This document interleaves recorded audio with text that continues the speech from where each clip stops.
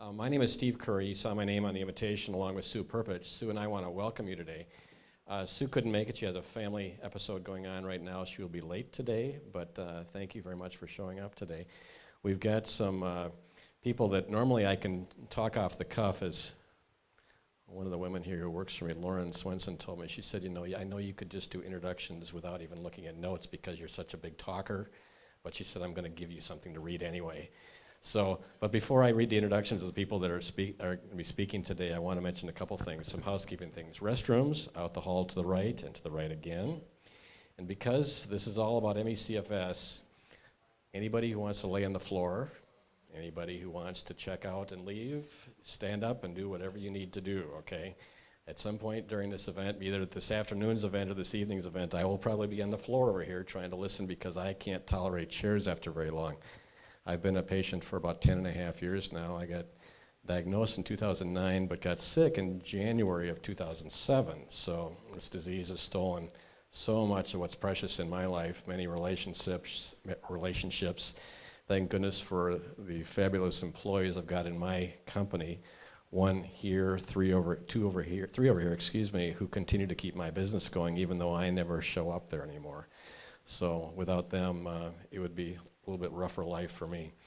But nonetheless, I do want to recognize a couple people. Lauren Swenson, I pointed out. Lauren, if you could stand up for just 1 second. Lauren is one of the organizers here today. She really organized this along with Diana Sagini, who is out floating around doing more organizing. Diana is in Los Angeles, Lauren is in Minneapolis, and the two of them are really the guts of getting this together. So this is the first time any event like this has been put on in the Twin Cities to bring the Solve ME/CFS initiative people to town to talk about this disease.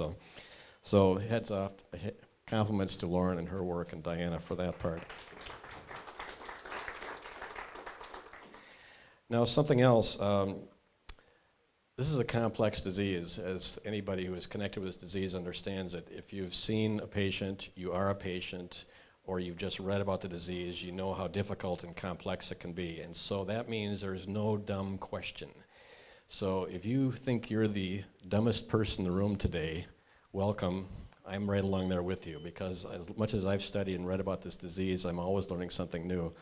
So if somebody's speaking and you think something just doesn't seem right, or you're wondering, do not hesitate to raise your hand right then and there and ask a question while it's fresh in your mind, okay? It's important that we resolve all those things. We've allowed plenty of time today for the presentation. We've allowed time enough to see a portion of the documentary on rest that talks about a personal experience of an ME/CFS patient.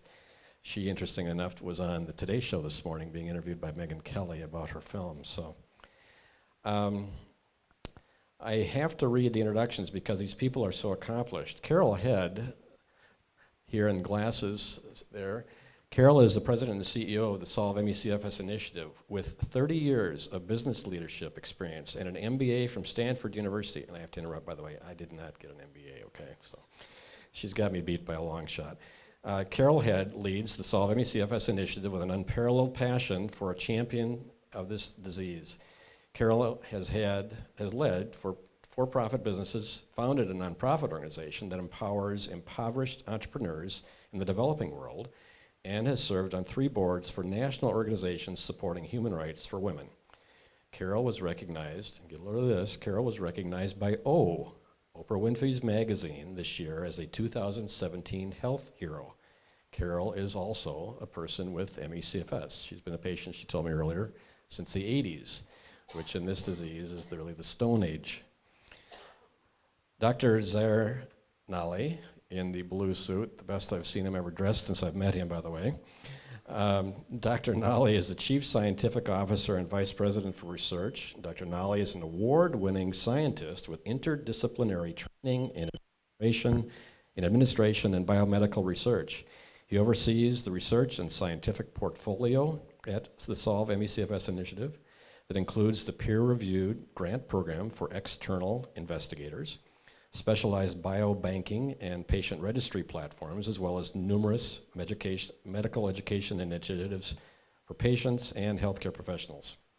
He also directs a specialized investment program with medical centers, government agencies, and industry partners to spark innovation and accelerate the discovery process in the ME/CFS disease space. Dr. Nally is a frequent speaker at international conferences and serves on specialized committees at federal agencies, including the National Institute of Health and the Centers for Disease Control. He earned a PhD in physiology and biophysics from Cold Spring Harbor Laboratory / Stony Brook, and has a master's in public administration from Harvard University, where he also completed a fellowship in public policy and management at the John F. Kennedy School of Government. So I am thrilled that they could make it here today and be a part of this event, and thank you all for coming today. If you want to, you're welcome to stay over for our 6:30 event, which will be identical, but if you're just neck deep in it and want to get even more of this disease, stick around, okay? I'm going to turn it over to Carol. Thank you so much, Steve. Steve has been, if we have the joyous member of our board, Steve is the joyous member of our board, so we're so thrilled that you've joined us and are really working hard with us, and what you do for this organization and for this disease is extraordinary, so thank you so very much.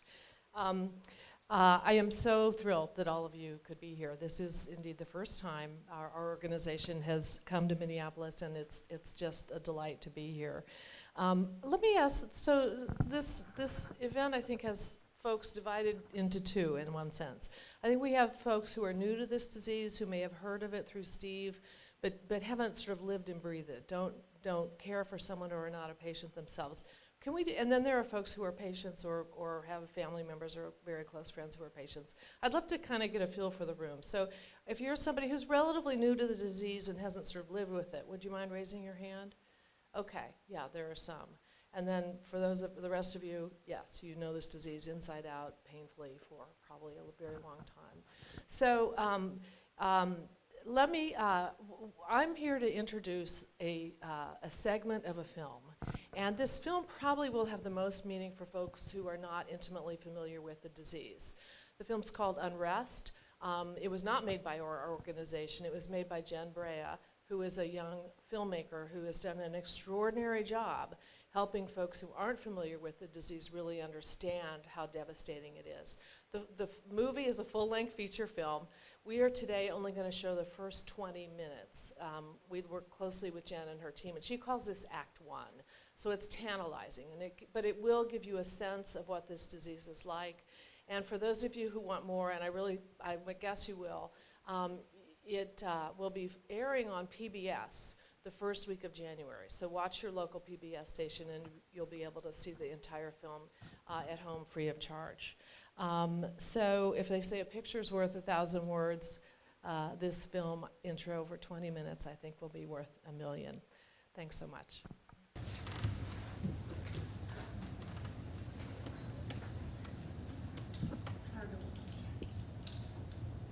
have the same reaction. I've seen that film now twice, and every time it just destroys me because I can relate to everything she's gone through. I don't know if the other patients in the room, you look at that and you think how you've been bedridden those days, and you realize your family hasn't seen you that way, maybe your friends haven't seen you that way, and you can't describe it. So thank goodness we've got an advocate on Jennifer Brea who's put a documentary together like that that can better explain it to the rest of the world as to what that's like. So I just hope I don't have to watch it too many times. I know many of you live it. I know many of you live it. And there are, as we know, varying degrees of this disease. And even for one person, it ebbs and flows. And I think all of you, I know I've had the experience, many of you have had the experience of you somehow manage, you save up your energy for days or weeks, you manage to show up for one event with friends, and you look normal, you appear normal, you go home and collapse. And while that moment may have been joyous because you got a bit of your life back, because you weren't trapped in that dark room for that time with your friends. But it also, the flip side of that is it sends completely the wrong message to your friends. And so no wonder friends and family don't understand. They've seen you at your best. So I don't think I need to spend much more time on this other than to say I think for those of us who've had the disease or have it now, This is very familiar, and I do encourage that all of you see the entire film and encourage your friends and family who never understood to see the entire film. And I think it's really a way to educate the population of our nation and internationally about this disease in a way that there are no number of statistics that will work. You know, we've all read the studies that show, you know, how do you change people's minds? And data really turns out not to be very effective. What's effective is telling stories, and Jen Brea is a phenomenal storyteller. And I think she tells the story on behalf of all of us, even those of you who somehow managed to be here today and will pay for it tomorrow and perhaps for a week or two after, but for the literally millions of people around the world who cannot tell that story. So I give thanks for Jen and her work and her life. So let me talk a little bit about why we're here today. You know, there are 4 of us here from the Solve ME/CFS initiative on staff and 2 board members, Steve and Sue Perpich, who is the daughter of your former governor, Rudy Perpich, who was a very strong advocate for ME/CFS. The governor's son, Sue's brother, has been in bed sick with this disease for decade after decade. So we're delighted that Sue Perpich is on our board as well. And on staff, me, Dr. Nolly, Carolyn Mayo in the back, and Diana Sagini, who are with our development team and really have put this together. So many thanks to you all, in addition to Lauren and Steve. So these events are an important way for us to talk with folks about the disease. I hope many, if not all of you, get our emails, in which we try to keep succinct, but there is so much to tell, and then get our quarterly print chronicle publication in the mail. You probably got one last week or this week coming up. So this is a good way for us to connect with people face to face. There's nothing like that. So tonight we hope to, I want to really hope that Zahira and I can do 2 things. Number 1 is help those of you who are new to understanding this disease understand a little bit more about it. I mean, how did we get to this point? And then for those of you who are deeply, sadly familiar with this disease, to have some understanding of the work we're doing, and I do hope that it results in some hope for you all, because there really is a growing groundswell of work that's being done. Certainly this film, Unrest, is an important part of that. So I'll start with, for those of you who don't really know the disease very well, as Jen alludes to, the causes are completely unknown. I mean, there is no, you know, we now know AIDS is caused by a virus. We now, think of most of the diseases you're familiar with, and you have some sense, even if you don't have it or a family member that has it, some sense of the underlying cause of it. It's the liver has gone wrong. For ME/CFS, there is no known cause. It's clearly a very, very complex disease. It clearly affects multiple systems of the body, but the complexity of it alone makes it very difficult to study, research, and understand. So that's key. There are very few diseases now that have no known cause. I mean, for most diseases, there are hints. We're really not at that stage yet. So because there are no known causes, there are 0 FDA-approved treatments and 0 FDA-approved drugs. So that means that patients like Jen are completely on their own. Steve, I think, said took 3 years to get diagnosed. Jen took a long time to get diagnosed. And even today, most people's first experience, we sort of believe in Western medicine, and we go to our doctor, and certainly our doctor will help us. And by far, even today, the most common experience for patients is to be told, it's all in your head. And that happened to me, and I went to, I think, 5 separate doctors, and I was sickest in the 80s, and it really was, it's just a mind bender. I mean, you really think, do I not have knowledge of my own being? It sort of really begins to ask some fundamental questions about how our minds and bodies are connected. But no one ever believed me that I was really sick. I will say, and this disease can be fatal. she alluded, certainly the suicide rate is very high for this disease. There is no tracking of suicides from this disease, and I know of several cases of suicide where the family refused. They would acknowledge it was suicide, but they wouldn't acknowledge it was because of the disease. So there's no tracking, and that reduces general awareness. And also just the disease itself can be fatal. It's unusual, but clearly it happens. And I believe just this last year, there was the first time ever that the medical community agreed that a death had occurred due to ME. You know, as horrible as that is, it was a milestone. So no cures. So as you can see, and here's the other piece of it, it's severely debilitating. You know, there are people who work in the medical field whose job is to develop ways to bring order to the very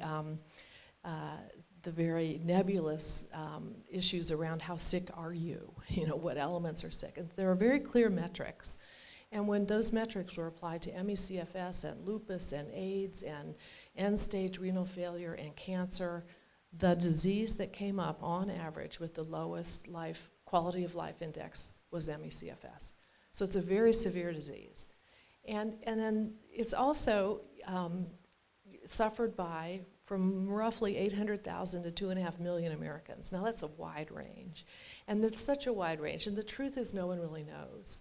I would say though, it's prevalent enough that everyone here, you're here because you know someone. I would say everyone knows someone with this disease. They may not know it. They may sort of think back to, I remember my best friend in high school's mother could never get out of bed.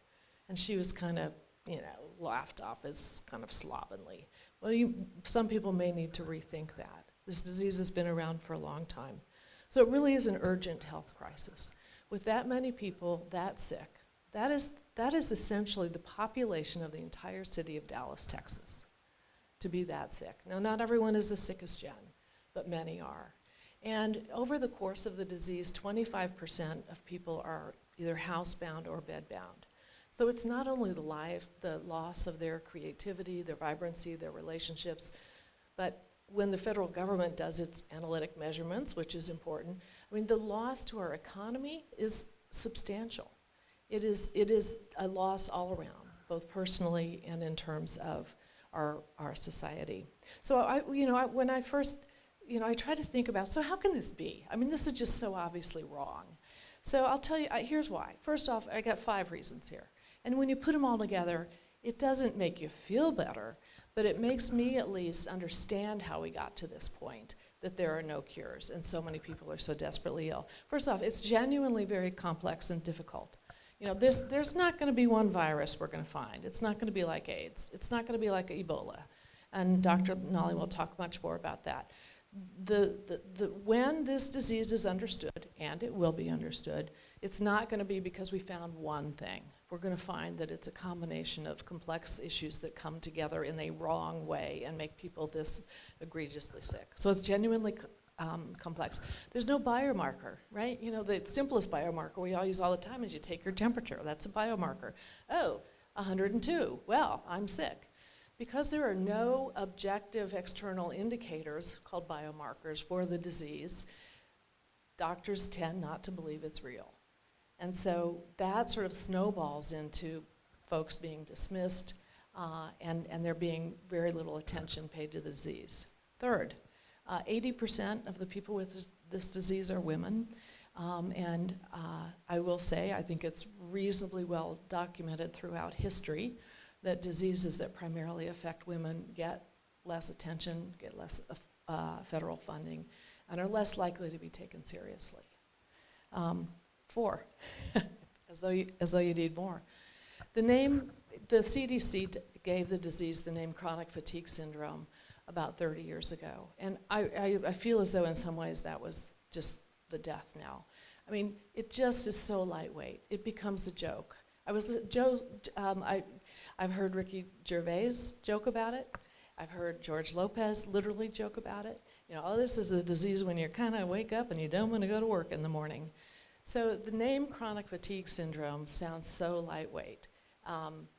everyone is chronically fatigued at some point in your life. Ask any couple who has a newborn baby, they're chronically fatigued, but that is completely different from a disease called chronic fatigue syndrome. And here's the killer. The NIH, which is in the world the preeminent organization that has been responsible for funding most of the medical breakthroughs that we all enjoy here. There are many people who are alive in this room today were it not for the NIH. But the NIH in general, until very recently, has not stepped up to spend money on this disease. As of 2 years ago, the spending per patient per year, okay, that's the measure, spending per patient per year was about $5. The spending per patient per year for AIDS is $2,500. I don't disparage that. That's a reasonable use of our taxpayer funds. The spending per patient per year for MS is in the $600 per year. Lupus in the range of $600 per year. And again, I go back, CFS $5 per patient per year, which is really not a sufficient amount of money to do any substantial research. So you put all those factors together, and it makes sense that what you see here with Jen is the reality for so many people. I'll wrap up here very quickly. Our organization is the largest organization, we believe, in the world really dedicated to working on this disease. You're probably familiar with Michael J. Fox that works on Parkinson's, or Susan Komen that works on breast cancer. We are sort of that organization for ME/CFS, with one huge exception. Our budgets are less than 1% of the budgets for those diseases, which frankly, both of which affect many fewer people. We are primarily a research organization. Our board of directors many years ago made the fundamental decision that with the precious few dollars we have, the best thing we could do is to help understand what the underlying causes of this disease are. We have, in recent years, though, added a Washington, D.C. advocacy component to our work, because we can see that this isn't going to change until somehow the NIH decides that they need to amp up their spending on this disease, 100-fold, 1,000-fold. So we do now organize congressional days in which we mobilize patients who are able, and mostly their loved ones, to go and talk with folks on the Hill. We are a highly organized and professional organization. We have materials that are compelling, and we train our advocates on how to speak in an effective way with very, very busy congressional leaders and their staffers. And we also, particularly Zahir, have developed very strong relationships with the folks at the NIH and the CDC, so that there are many ways to do advocacy, and I think different methods of advocacy are effective in different times and different places. There's the stand outside and pelt people with eggs advocacy, and that has its moment in time. The kind of advocacy we do is believing that if we can sit at the table as reasonable, professional, capable adults with others in the federal government and engage with them and try to understand the challenges they have, that we will succeed on behalf of patients more effectively. And that's what we do. We are the push-pull advocates. We're at the table with folks at NIH, always pushing, always reminding them of people like Jen and people like you in this room, and at the same time, listening to their challenges inside of a really complex, difficult bureaucracy. So that's the kind of work that we do. I'm going to wrap up here. We are very proud of our work. We believe we're part of this new effort that we're seeing across both with Jen Brea and the Unrest films, the Millions Missing marches that are occurring, and then our work in both sort of very highly organized professional advocacy, but most importantly by far, the very broad-ranging, comprehensive research program that we have. So we are passionate, we are small but mighty. There are 9 of us on staff in Los Angeles, and we work our tails off because we all have in our minds the folks like Brent, Jen, and like many of you. So with that, I'd like to pass this off to Dr. Zahir Nali, who really is one of the world-renowned experts on this disease and has built a fantastic program for our organization. Thank you. Thank you, Carol, for your leadership. Carol is a patient. She's the first one in the office, and she's the last one to leave every day. Just to lighten the mood a little bit, this is a difficult disease. It's a sad disease. I learned two things today. I learned that from Steve, I usually dress like a slob. And I learned from you that Minneapolis has the nicest people in the country. So thank you for having us here. And thank you, Steve. Thank you, team, for all of that. We gave a title to this segment, our efforts to changing or altering the status quo. Now, how do you alter a status quo in a disease where there is no FDA-approved drugs, as Carol mentioned? That means that the medical establishments that are responsible for determining the efficacy and the validity of a drug have not sanctioned any yet. In other words, everything we do in clinic is experimental. I mean, how do you alter a status quo in a disease where we don't have biomarkers? You have high cholesterol, you have, your level of LDL is above 160. We understand that. But how do you begin to alter the status quo in a disease where biomarkers, credible, tractable biomarkers do not exist? I mean, how do you alter a status quo in a disease where medical education is so lacking, where not even a third of medical schools teach this in their curricula? I mean, how do you alter a status quo in a disease where we don't have even a registry, a national registry, which is the most basic thing, right? Because this is how we understand what we refer to as the natural history of the disease, meaning onset, progression, demographic, chemical interactions, genetic predisposition. We don't have none of that. How do you alter the status quo in a disease where we don't even have common data element, meaning the basic metrics that allow us to compare different studies or different trials to each other? We are comparing apples and oranges. Now I can go on and on. How do you alter the status quo in a disease where we don't have even ICD coding, the International Classification of Diseases? And these are very important for disability issues, for medical billing. These are very important for insurance. This is the real kind of stuff. This is the real kind of policies. I mean, how do you alter a status quo in a disease, like Carol said, where the investment by the government has been so dismal? How do you alter a status quo in a disease where up to July 3rd, the websites on the CDC contained antiquated information? I mean, how do you do that, right? Well, you go all in. You go all in. You put all your chips on the table, right?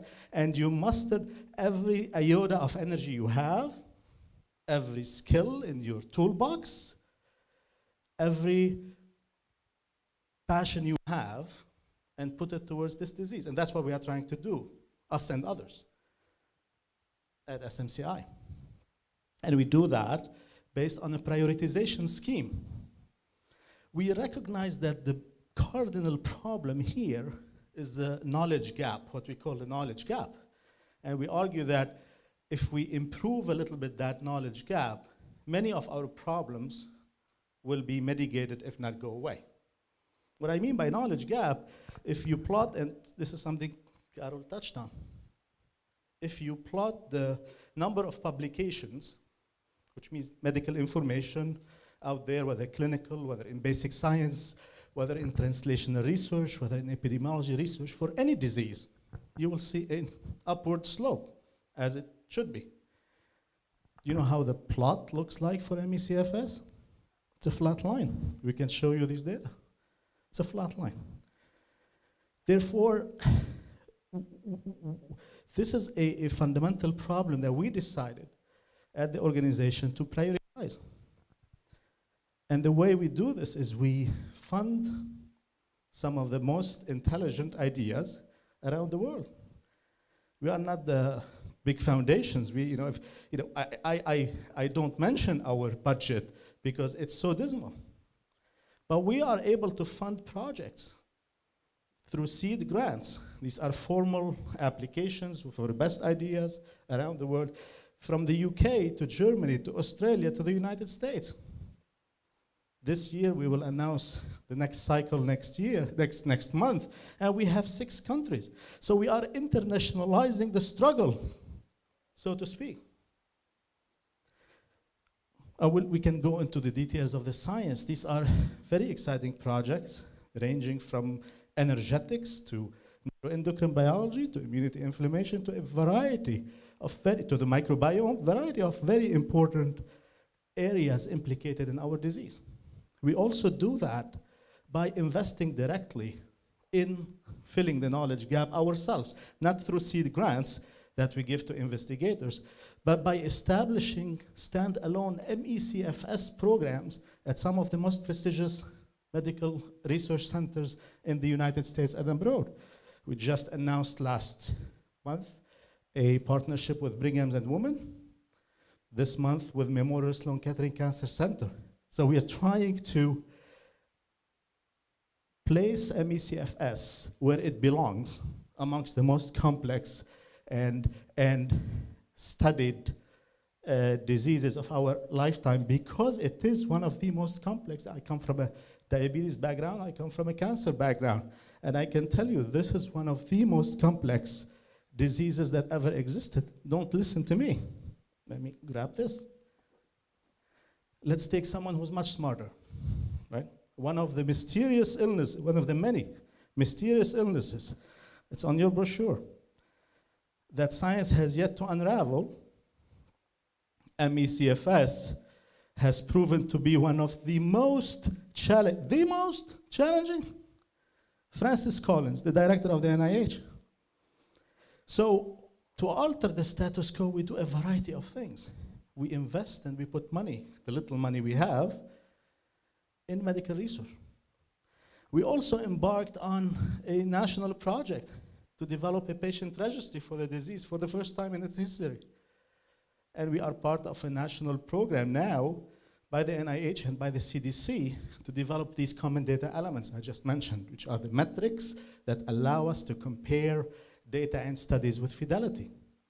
We are also introducing MECFS for the first time in history through 1-hour-long sessions at international meetings, at the Precision Medicine World conferences in Silicon Valley, in Raleigh, North Carolina, and in others. So we are trying through a variety of means and methods to alter the status quo. And we participate in conferences. We bring people together to connect. We launch think tanks. And we work with the federal government too, as partners, not as followers, but as partners. And we are able, through these kind of partnerships, tense partnerships, but partnerships nonetheless, to convince them to commence the Common Data Element project, to convince them to put some money in the disease space. In fact, just yesterday, the NIH announced for the first time in history, these consortiums, which are program projects, big grants, that are now given to develop 3 centers in the United States and 1 data management and coordination center. This never happened in the history of the disease. Us and others contributed to that. In fact, we were part of 7 out of 9 or 10 proposals submitted to the NIH. People say, come on, no one can be like that much. How can you be on 7 competing proposals? But we can be on those 7 because we are at the middle of the table. We are not dogmatic. Our agenda is very simple. It's to improve the agenda of patients. That's how we can be have good relationships with everyone and try to add value and create value across disciplines and in multiple groups. So that's really what we do. Out of these 4 that are winning grants, we are partners on 3. Again, unprecedented. So, this is like an interview. What we are trying to do here is to tell you about ourselves in 10 minutes. But we need longer time to really express the depth of our relationship with patients. We have a biobank and a patient registry that we are developing, because all the information we do comes from patients, what's on the mind of the patients. And we will be launching that patient registry soon. Our advocacy work also on the Hill and elsewhere. One of the major problems is FDA-approved drugs. We now convinced some drug companies and startups to open their pipeline of proprietary drugs so that we can begin doing clinical trials from these very valuable material. So we are trying to leapfrog every time we can, again, to create value and add knowledge to the disease space. So this is, us in a nutshell, but here in these brochures, we have multiple segments and categories of the totality of our work. I hope that you can follow us and you can read more about this. And you stay connected with us. Steve wants this to be interactive and not lectures. So yes, go ahead.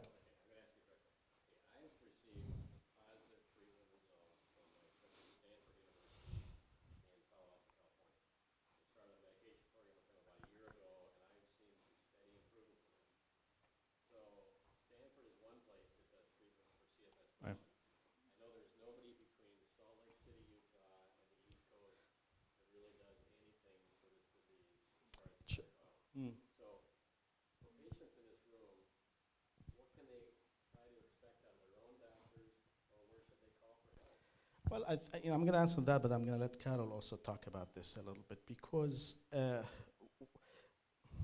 this is experimental, Steve. Because there is no FDA-approved drug. In other words, no physician can open their book and say, look, this is the drug that is sanctioned by the government to you. It's all experimental. My advice is that you need a physician who believes and understands.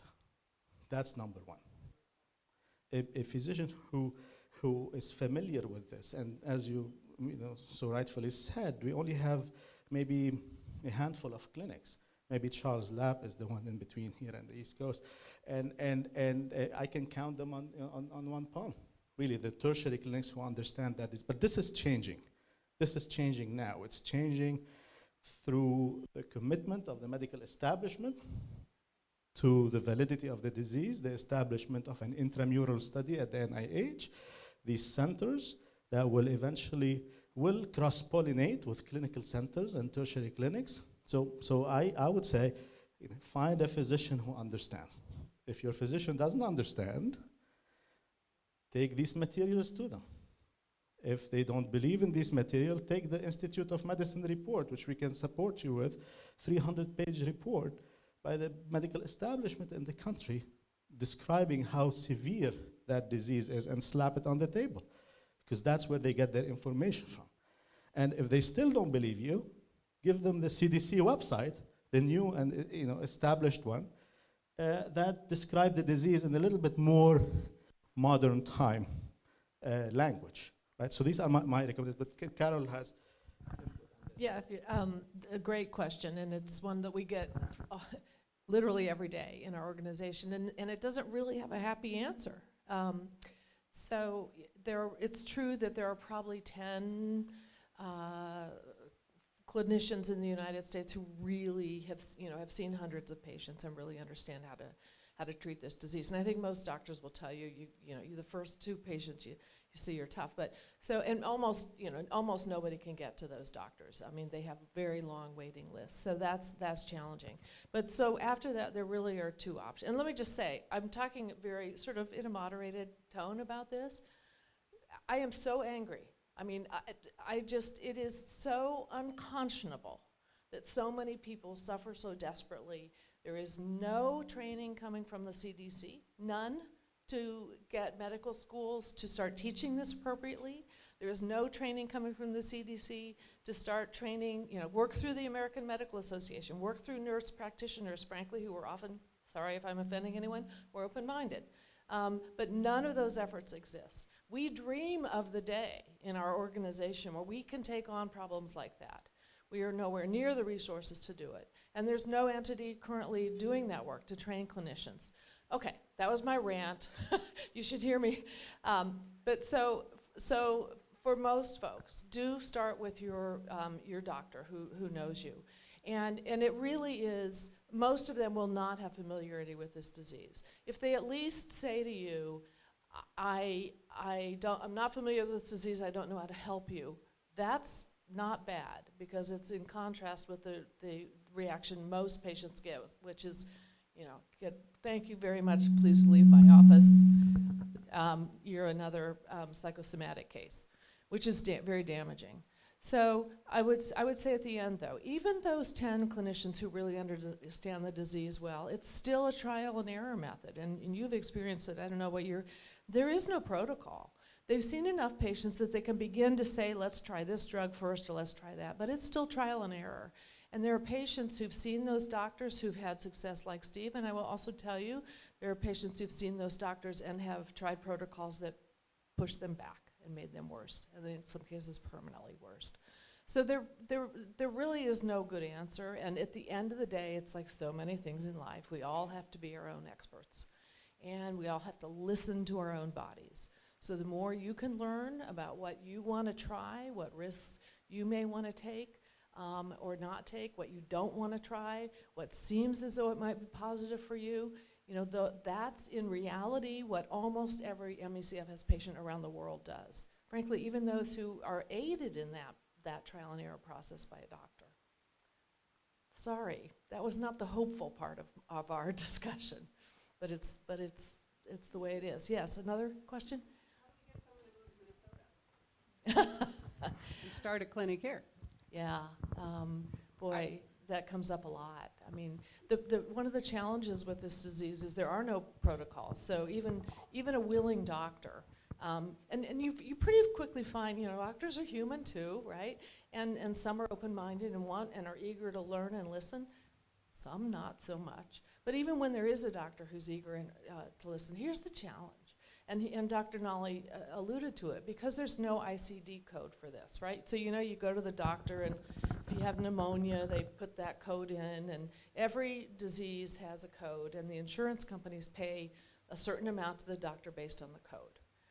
There is no ICD code for this disease, okay? So, and we know that really doing the work to diagnose an ME/CFS patient, it's not one visit. It's not one, oh, I see from your blood draw that you have ME/CFS. It's not one visit, and it's not a short visit. And so it's very expensive for doctors to treat ME/CFS patients. And it's very difficult for doctors to be reimbursed for the work they do to see ME/CFS patients. So the sad truth is, until we get ICD codes for this disease that properly recognize the debility and the amount of time it takes to treat them, let me just say, treating ME/CFS patients is not financially a winner for any doctor at all. And so you really, the 10 doctors that we know of who do it, frankly, are in my list of saints on this earth, because they have found themselves in a situation where they see patients and their hearts go out, and they've decided, first off, this is heartbreaking, and secondly, it's really fascinating, and so they want to be part of it. So you need to find a doctor who for whatever reason, is not out to maximize their income, but is very interested in this disease, and genuinely has that impulse that I think most doctors start out with, that they want to help people. Do most of these centers go with private pay? It's a mixed bag. So mostly yes. Right. Most people pay out of pocket for most of their treatment. That limits who can have access to them. It is one well. more inequity. It's the economic inequity that comes about from this disease as well. And Yes. not to mention I'm going to add an answer to this from my own experience. The large regional medical centers, for example, in this area we have Fairview Health Services, we have Allina. Those sorts of larger corporations have got all their doctors on a standardized set of things that they can do. When I went to my doctor at first at Allina, he plugged in my symptoms. He even plugged in chronic fatigue syndrome. He plugged in systemic exertion intolerance disease, which was the name that the Institute of Medicine recommended a couple of years ago. And the Allina computer says nothing. So that means every doctor in the Allina system would not be worth going to. And that's a political, that's a opinion on my case. I don't know what Fairview does in the Twin Cities. I will not mention the name, but a large internationally recognized medical center based in Rochester, Minnesota, if any of you have any clue who I may be talking about, ran me down a path of 5 days and $20,000 worth of tests and said I was the healthiest guy they'd seen in years. And they were so thrilled to treat me because they love treating healthy people. The doctor wrote up a letter that said, you have a disease that seems like chronic fatigue syndrome, but because, this is the doctor speaking now, but because I know the chronic fatigue syndrome doesn't exist, you can't have it. So $20,000 in tests, gone, out the window, and that was the end of that. So he was following the protocol that his internationally recognized clinic based in Rochester, Minnesota told all their doctors to do. So you may, and this is an opinion, you may have luck with a smaller independent local doctor who's not under the rules and guidelines of a major corporation, who may be willing to step out on a limb and do some things that he knows that the insurance companies will support. My luck at Stanford University has been tremendous. They get success, they say, at between 60 and 75% of the patients they see, but they only have time for 1,500 patients a year. Pardon me? Well, I tried to get an appointment with a gentleman named Dr. Jose Montoya. His waiting list is over 12 months long. So they put me on a waiting list for a physician's assistant, and I got in to see them in 4 months. She's now retired. I'm now a patient of a new doctor there, and he has been very good, and he has helped me. Now, I'm not cured. I still have horrible mornings almost every day. I have, as Carol was halfway through her talk earlier, I started to get foggy, and I'm holding it together moderately right now.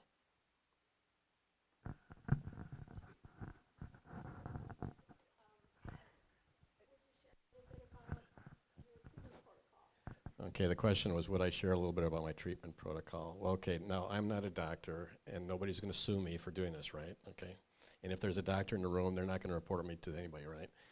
Okay, I think we have, anyway. What Stanford University has told me, their belief, and I emphasize belief and opinion, okay? This is from their research and their understanding of the research that's out there. Stanford University believes that this is based on a viral load that's unique to a patient. In my situation, I have a high load of Epstein-Barr virus and cytomegalovirus, something called CMV. CMV can be fatal to senior adults. Most of us have had CMV as a child and just thought it was the flu. My viral load in those two diseases was higher than normal. They put me on an antivirus drug. Now, they told me that that antivirus drug would make me worse before it would make me better. And so they said, call us in 12 weeks and we'll talk again. And as I got worse and worse and worse, I got a big smile on my face and I thought, this is great. It's working. This is the first thing that's actually got proof that a doctor said was going to happen to me based on my disease. And after about 10 weeks of antiviral medications, I started to improve. They then have also decided that the virus load in your system, because viruses embed themselves in your cell structure in your body. They sort of kind of hide in a cave inside your body. And then they come out and peek their head up every once in a while and cause havoc in your body and cause inflammation. And they believe that inflammation is killing the mitochondria in your cells, which causes energy production. So their belief is that inflammation in your body is killing your ability to produce energy. Again, this is Stanford's opinion, and this is not me in any sort of science. This is what they're telling me. So then they have put me on 2 anti-inflammation drugs, which tamp down that inflammation. One, Blue Cross Blue Shield doesn't like too much because it's meant for Mediterranean familial fever. That's what it was designed for. So for $290 a quarter, I have to pay out of pocket for that medication because Blue Cross doesn't like that drug. But nonetheless, it's supposed to help with inflammation. And they've got me on another medication, which is meant for heroin addicts. In normal dosage, naltrexone is for heroin addicts and other addictive diseases, but in a low dose form, it helps tamp down inflammation. And so those 2 medications I've been on, and it has caused me to improve, and now I'm plateauing. I still have many poor days, and I am not bedridden as much as I was. I have not spent days in the hospital like I did last year when I was really bad. You know, I brought myself to the hospital one time and was unrevivable for a while because no explanation for what was wrong with me, because I couldn't imagine it was something besides, it had to be something other than this disease. Colchicine, C-O-L-C-H-I-C-I-N-E, colchicine. It's for Mediterranean familial fever. 3 simple medications, but by the way, they have also done things like they want me to eat a diet that is anti-inflammatory. So they want me to cut back on sugars.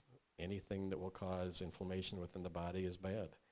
They want me to drink red wine, and I haven't been drinking for years because, of course, alcohol in too high doses does nothing but cause chronic fatigue syndrome symptoms, brain fog and fatigue. And so that has been difficult. They've actually asked me to eat 1.5 ounces of chocolate every day because dark chocolate can be anti-inflammatory. Plus, there's a nutritional supplement called turmeric, when coupled with another supplement called Meriva. Those 2, Meriva makes turmeric more bioavailable, and turmeric is known to help with inflammation. Other questions? Do you want to start? I just wanted to, if I can even remember what my question, but the Mayo Clinic I went to, they have a fibromyalgia clinic thing you can go to. Is this the large international center based in Rochester, Minnesota? Yes, yes. Okay. Yeah, I've lived here all my life, and I've dealt with this CFS crud for 27 years. It took 10 years for them to tell me, I think you have CFS. From mono is how mine started. And then about 10 years later, they told me I have fibromyalgia, not the Mayo Clinic. And then a year ago, I went to a LLMD Lyme person. I thought, well, I just want to hear what they say. And, oh yeah, you have Lyme disease. No test, nothing. They didn't believe in CFS. They didn't believe in fibromyalgia. I'm like, oh my God, seriously? So obviously something is very wrong. None of you guys, you know, there's no tests. But I went to the fibromyalgia clinic they have at Mayo, and it's like a 3-day whatever. They didn't believe in CFS. They said, well, you have chronic fatigue with fibromyalgia. Like, all these symptoms overlap. They're so similar. I just don't. I guess for me, and then I've went to probably 100 doctors in 27 years. I've been to the Hunter Hopkins Center and met Dr. Black. For me, the doctors, I cry half the time I leave. And so in the last 10 years, I don't go very often because they've upset me more than anything. I guess my question, and I've met medical students and asked them, do they talk about this, especially the U of M, because it's a huge medical school here that's well known, and no, and the kids, the people I've talked to actually feel bad for me. I'm like, why don't they discuss this at all? Even if you don't have a treatment or figure out how, listening to your story and something that's helped you, like, why can't, I guess I don't understand, why can't the medical schools at least learn about this? I'm going to give you a guess, okay? And my guess is this, and it's because of, before I went to that large internationally recognized medical center in Rochester, Minnesota years ago, I saw every specialist in the Twin Cities area to try and eliminate every single thing that was wrong with me, and they all said I was in perfect health. So as far as I can see, is that all these centers are doing what they're supposed to do, which is to follow the science. The insurance companies really run this world in many ways. My father was in the insurance business, and I learned that growing up. The insurance companies at the root of things really run so many aspects of our society, and they clearly dictate the boundaries of the medical industry. And so because of that, the medical industry and the larger corporations who are now people like Allina and Fairview Health Centers, and to some degree the University of Minnesota too, they've got limits to what they're willing to do, what they can do. And so that's why, as I searched and searched for years and read more about this disease, I turned to people like Carol and Zaire and their organization, because they look at unique ways to do this. You can't tell a major medical corporation how to do what their insurance company will never allow them to do. But you can get research grants to small seed grants to researchers who are willing to, at a time when this disease was considered to be career suicide, if you were going to research chronic fatigue syndrome, because we were all nutcases, okay? Why would you ever want to research into a disease full of patients who are nutcases? Well, there are a handful out there, and Zaire runs a wonderful program of taking the donations that Solve gets every year and puts together seed grants for smaller studies, which are generally smaller cohorts, smaller number of patients, to try then to take and get those studies published and noticed so that other larger groups will then pick up the ball and run with them. But not to interrupt you, sorry, but Go right ahead. doctors are still human. I mean, so many times you've cried because it's like you don't even like try to understand. Even if you can't give me an answer, I don't care. At least have some compassion. Well, and that's going to vary. Something. You know, if you've got a doctor that's not compassionate about that, go to a different doctor. Because Well, I haven't. 27 years, yes, I have. Okay, but that's why I haven't went a Because lot I of have, the times. I have had gone to many doctors who've looked at me and said, "Well, this disease doesn't exist." I know it doesn't exist. I've read all the science, which we know obviously they haven't. But they still look at me and they say, "But I believe you. You're clearly sick. You know, you were a workaholic. You loved your job. You loved your business. You wouldn't give that up because of making this up in your head." Okay. Yeah. So many doctors do believe me, but they're limited by what they can do. And so, and don't walk away from this believing that I'm trying to justify what the medical industry does.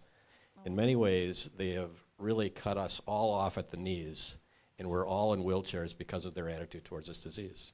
So what can patients do? I mean, I've felt helpless for so many years. Like, is there something I can do to? The only thing, if I were you, I would bring in brochures, I would bring in copies of studies. Carol mentioned and Sarah mentioned earlier, the Institute of Medicine issued a report in 2015, which was so comprehensive and from such a well-recognized organization. Bring that study in, send it in advance, and say, I need you to read this and understand this. I need you to believe me. And if you can't, that's okay. I'll go to the next guy down the street. And just continue to go to the next doctor until you can find one that will actually pay attention to the science that is out there and find the science that exists, because it does exist. So now I see my daughter has some strange symptoms, pain things. Like she's been 11 and told she has complex regional pain syndrome, and which you shouldn't have that when you're a child anyways, I don't think. But I'm like, oh my God, now I have to start doing this with her. So it's hard. That's all I'm gonna say. Sorry. I'm very sorry.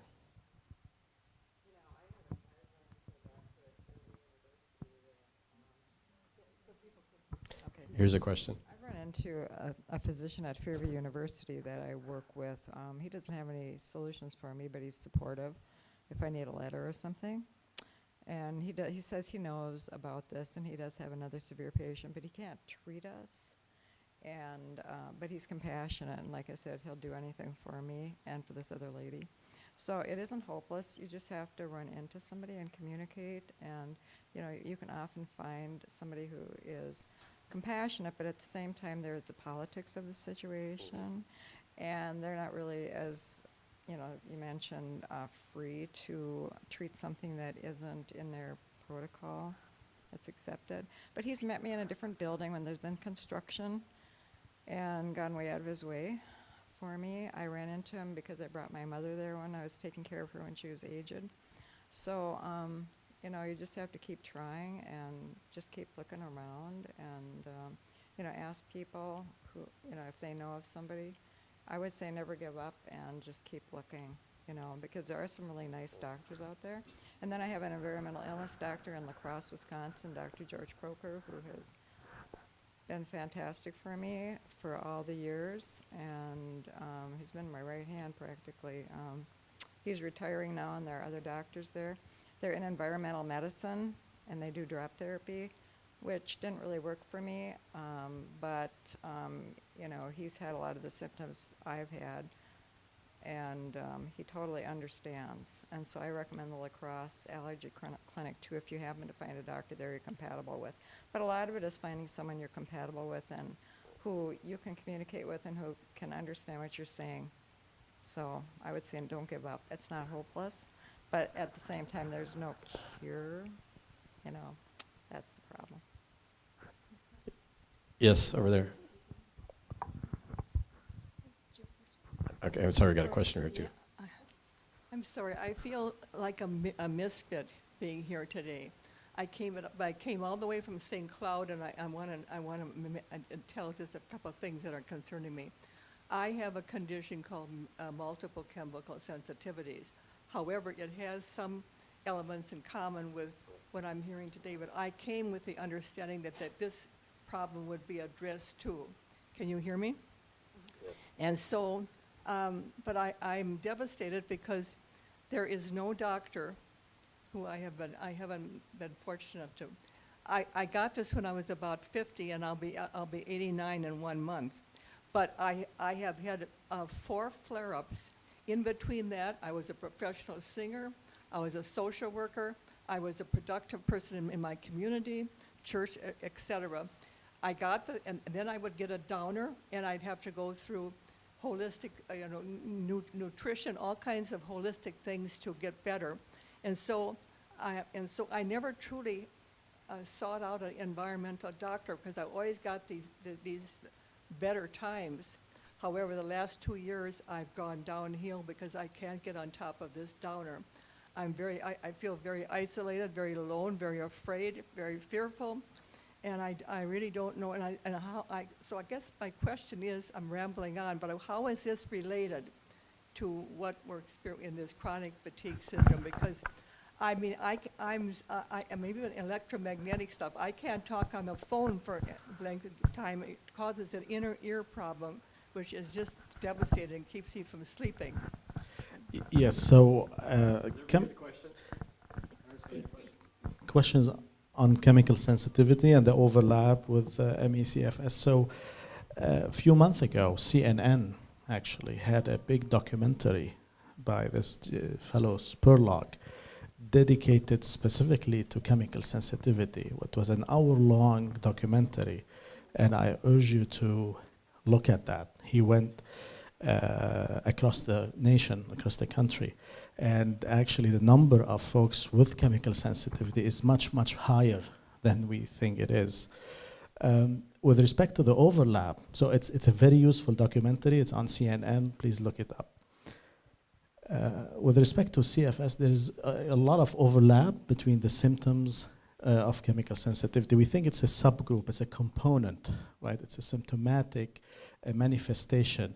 Now, when your immune system is altered in so many ways, any triggers, any stress, whether it's a metabolic stress or genotoxic stress or any kind of stress, will show symptomology, will show effects, right? So while we think from all the data we have that the chemical sensitivity subgroup is a completely different cohort, there are overlap when it comes to the immune system response to any kind of triggers. Now, I also add that a lot of the mitochondrial biology, the energy where we, the components of our cells that produce energy, interestingly, maybe through evolution, we have developed the same receptor capability to many of the chemicals that are there on the market. So those are synthetic chemicals that are not supposed, 100 years ago we didn't have those synthesized, but it so happened that many of them actually can come and bind and alter functions in these energy producing entity that we have, and so it's a fundamentally, if you have a sensitivity to this, it's a fundamentally a problem of energy too. So the chemical sensitive group is a subgroup that is different from ME/CFS, but there are some overlap. That's the best answer I can give you. I've got the mic now. Oh, I'm sorry, go ahead. Sorry. I have two questions, one for Zahir and one for either him or Carol. I'm wondering, Zahir, if you have seen anything in the research so far that you think explains this weird symptom of being wired and tired, which is a major problem for me, and I suspect many people with this. That's number one.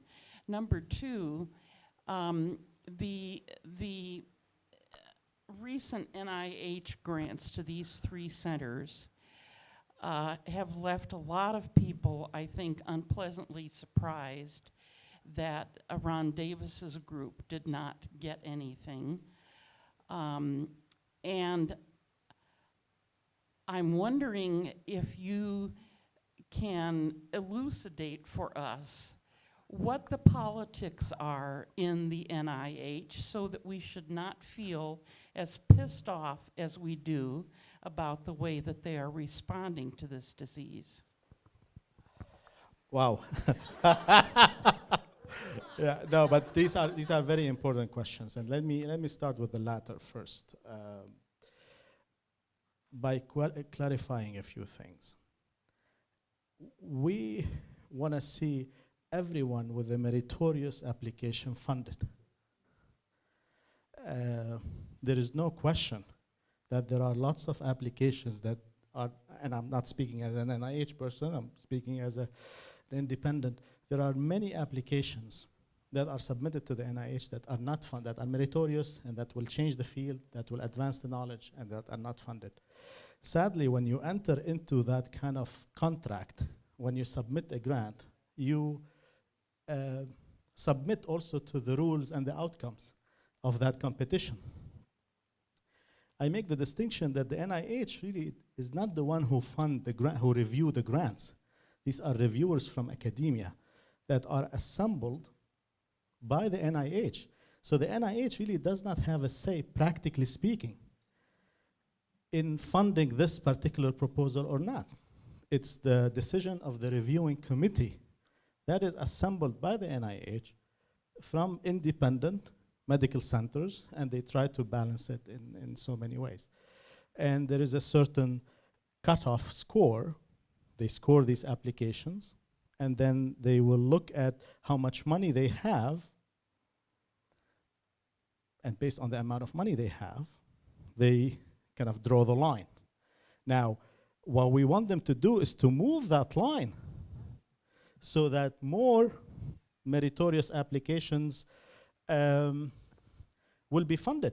Now, I can tell you, we as partners on 7 out of these 10 applications, many of the ones that we are on, I mean, isn't it a tragedy that Dr. Nancy Klimas's application was not funded at Nova?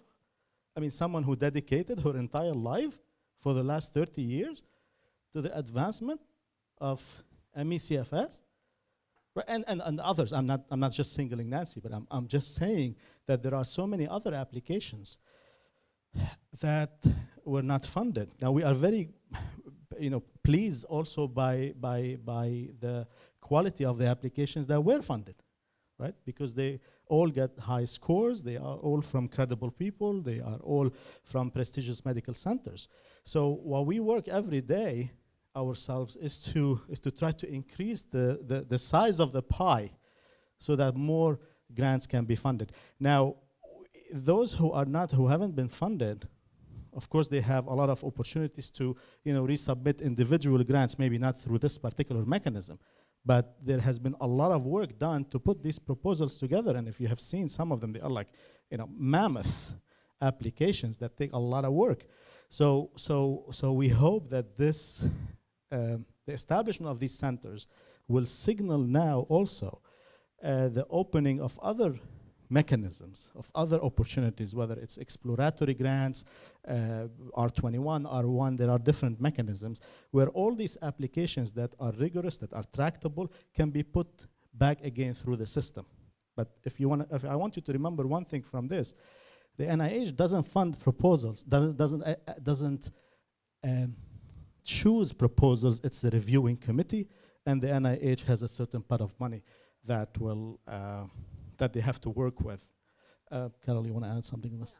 Yeah, no, I agree. You've stated it beautifully, and I want to reiterate one thing you said, which is there certainly are, the NIH grants have been out for 36 hours, and we've certainly heard a lot of people who are unhappy that this team didn't prevail, nor did this, and at the end of the day, it's unfortunate. Those kinds of, we're all disappointed. At the end of the day, less division among ourselves would result in, what we really need is a bigger pie. We're all fighting for these small crumbs from the pie, if I may use, and that's what's really wrong. Yes, of course, Ron Davis should have been funded. Yes, of course, Nancy Klamath should have been funded. Yes, of course, the others, but the pie is so tiny, and that's what we continue to focus on.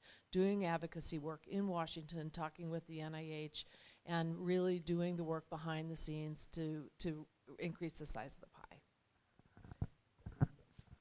Regarding the first question about have we seen some indications as to why you are going through these ups and downs in energetics, right? That's kind of the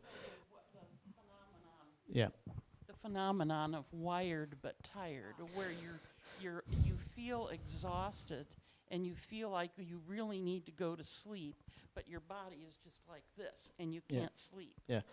So the issue of you not getting unrefreshing sleep, so to speak, is a key component of this symptom, right? And that hypersensitivity that you feel in your neuroendocrine system has a biological component, has a biological construct. For instance, one of the key regulator of that exact feature that you are talking about is what we know as the hypothalamic pituitary adrenal axis. And that is an axis that is very muchly deregulated in ME/CFS patients. And it's that axis that controls our heart rate, our ability to be wired and not be able to execute. So there is a study from the CDC now that is trying to evaluate precisely these kind of type of components of the HPA axis. We are also investing ourselves through seed grants in a variety of projects internationally.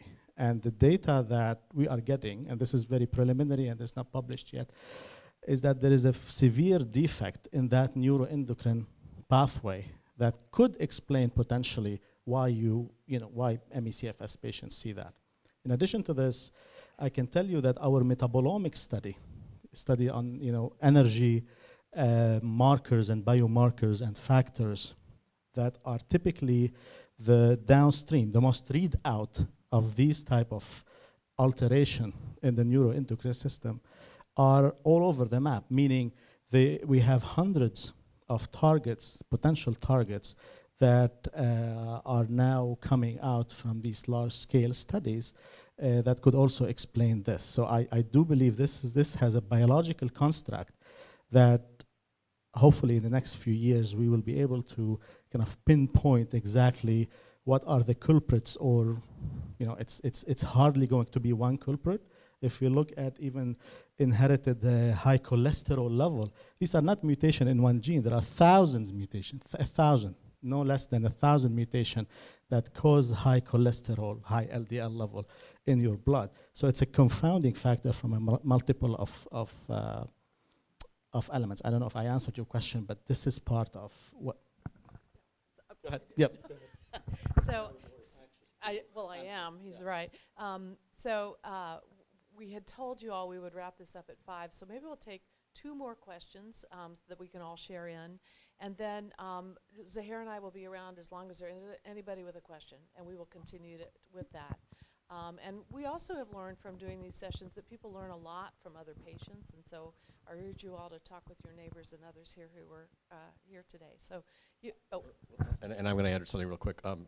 At the back, I have individual business cards. Even though I don't go into my office every day, I have individual business cards with my name, address, phone number, email address on it, and they'll be available in the back if anybody has a follow-up question to me. So as a patient, send me any question. It may not be replied to immediately, as I may be in bed, but I will be happy to reply ultimately. Just allow me before just one because I want to go back to something that a guest here mentioned.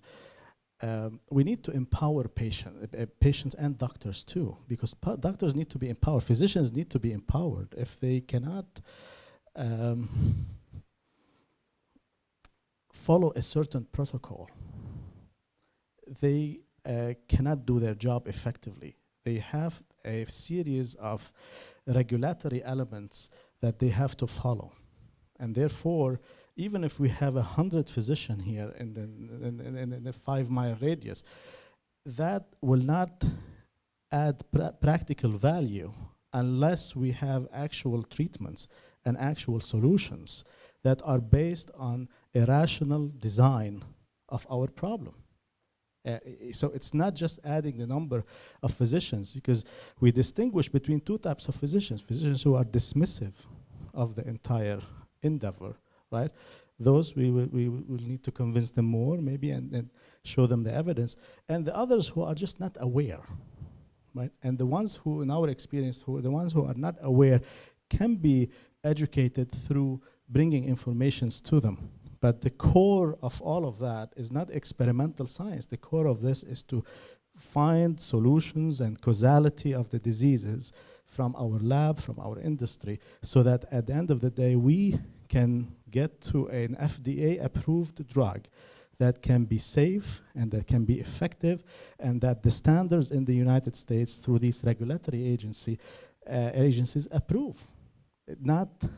It is unacceptable in the 21st century in America that we have anecdotal success story and we don't have a causality of a disease that's afflicting 2.5 million. This is just not acceptable, and that's what I will close with. Hopefully this is quick. From what I'm gathering, I'm guessing it's safe to assume there are no organized or sponsored clinical trials for this, and it's all physicians using colchicine, for example, off-label. Well,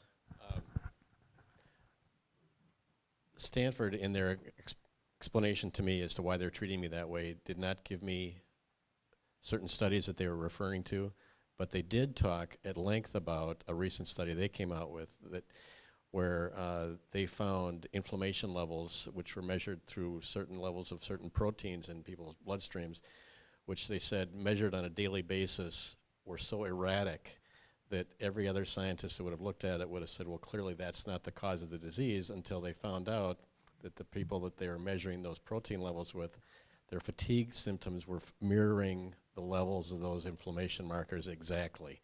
So they were saying, so when I have a bad morning, my inflammation was worse, my levels of those proteins were higher, and that's what their breakthrough was with, they just released a month ago.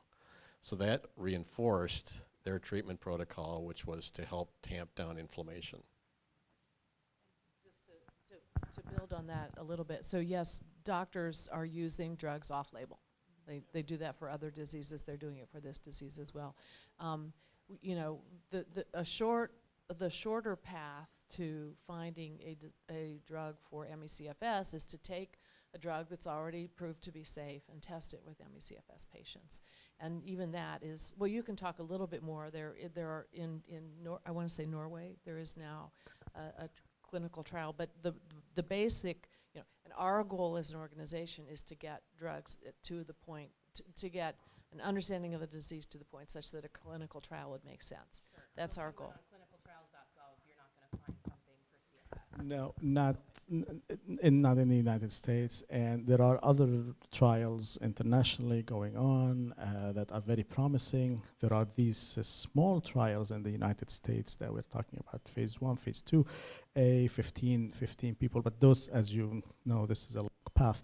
So one thing we are trying to do is to do drug repurposing, and that's, as Carol said, is the fastest way to, but for that you need to have credible targets and credible markers, and that's why we are doing these drug screening platforms, whether it's lipidomics, whether it's metabolomics, or whether our projects at Memorial Sloan Kettering Cancer Center that specializes particularly in this kind of platforms. Steve? I'll add one more note, something that Stanford and other doctors have told me too, another off-label use of a medication. Many of you probably have family members who suffer from Alzheimer's dementia who have been treated with Aricept or possibly Namenda or both, okay? I'm treated with Aricept, okay? Stanford said that the minimal studies, and I'm talking about a handful of people, that they've studied the inflammation levels in the brain of chronic fatigue syndrome people. Brain inflammation in chronic fatigue syndrome patients, according to their small studies, overlaps with the same inflammation in Alzheimer's dementia patients and those of HIV patients. And so a neurologist has off-label prescribed Aricept to me, and it's for the brain fog that I get periodically, and I have found it to help. And that's not a recommendation that you go out and get Aricept today. I just want to mention one thing. We're talking about inflammation as if it's a terrible thing. Inflammation saves your life. Chronic inflammation is the thing. Right? On a daily basis, we get a lot of stresses, and that's what keeps us alive. Inflammation is a natural reaction whereby your immune system is trying to fend against a variety of assaults. Right? It's when that pathway becomes deregulated and becomes chronic. This is when, and there are so many forms of chronic inflammation, and in ME/CFS, chronic inflammation is a component. We don't know if this is a cause or a consequence, symptomatic. So many times when we treat the symptoms of chronic inflammation, we are treating just a symptom and not getting rid of the disease. So I just want to make that distinction. I like inflammation if it's transient. So one more question.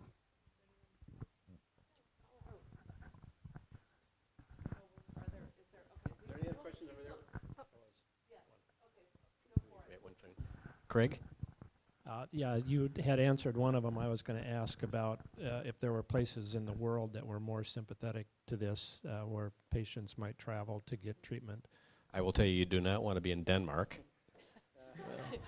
They're the worst. No, but I think you answered the A close question. second with Great Britain is one of the worst. Yeah, you do not want to move to there. Norway's not bad. Okay, but I know that there are areas outside of the United States that do a really good job with medicine, and so I'm referring to actually countries that do take this seriously and maybe are funding it at higher levels. Yeah, sadly, and maybe not so sadly, the United States is the largest funder of vanguard medical advances around the world. Of course, the reason in Norway there's attraction to this is because they are, and serendipitously they stumbled upon this from a cancer drug on this, and it got traction, and we are very glad it did. But at the end of the day, not to discount, of course, the great work that happens around the world, but traditionally, the biggest chunk of clinical trial comes from the United States, not only from the government, but from pharmaceutical companies who take the risk and put a lot of money into this pipeline. And again, one of our pharmaceutical advocacy program, so to speak, is to convince and bring pharmaceutical startups, not talking about big pharma at this stage, but pharmaceutical startups, to open their pipeline to application of ME/CFS. In fact, we have having good success with one of the pharmas who actually based here in Minnesota, who will open their pipeline to potential testing on ME/CFS. They are developing microbiome-related compounds for C. difficile and for irritable bowel syndrome, and we are in communication with them for application. Now, we don't know if this is going to work or not, but that's... So outside of the United States, then, are there trials or work being done with alternative medicine, non-Western medicine, which is, again, as you go outside of the United States, you tend to run into a lot more.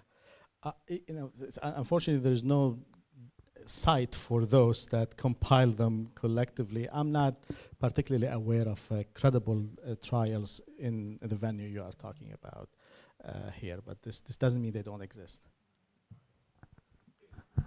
I think we're going to have to wrap this up. I want to make sure you all realize that you have met the rock stars of the ME/CFS world, okay? You know, it's hard to believe that I'm going to call Carol Head and Dr. Zarinali a rock star, but when I met them the first time, I wanted to bow down in front of them on my knees. So these people have devoted their careers and their lives to solving this mysterious disease, and thank you very much for being here today. So the three of us will spread ourselves around the room in the last bit here. We have another group coming in at 6:30.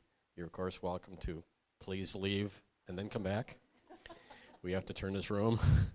And I have made my business cards available to anybody who has questions. But Carol.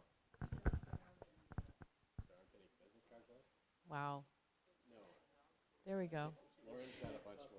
So just a couple of closing comments. First, just a quick note. Sue Perpich has joined us. She is also a board member and a host here, and we are so grateful to her. You want to, yeah, terrific to see you there. And so many thanks to Steve and his team who have really just been awesome in getting this this gathering together. We will hang around as long as you do and answer as many and all questions as we can. I will say one thing, and I used to be shy about this, but I'm not anymore. I'm so confident about the good work that we do, and thank you for your kind words, Steve, about our work, that we cannot do this without financial support. And our financial support comes from patients, because until people really understand this disease from the inside out and really understand the gravity of the challenges that we face with federal funding, with the disease itself, it is very difficult. So if you are able, we will be very delighted to take any gifts you may choose to give either tonight or later. Carolyn and Diana are back there. And you will probably hear from us at some point later. But the primary thing I want to say is I hope this has informed you, and there are glimmers of hope for this disease, and we may not be rock stars, but we are rocking it, working with great focus, intensity, and commitment on this disease. And so I think that's very different from what was occurring even 5 years ago. So we hope you come away from this with some sense of satisfaction about that. And just, again, thank you so much. And for all of you, who are patients, I wish more good days than bad. Thank you.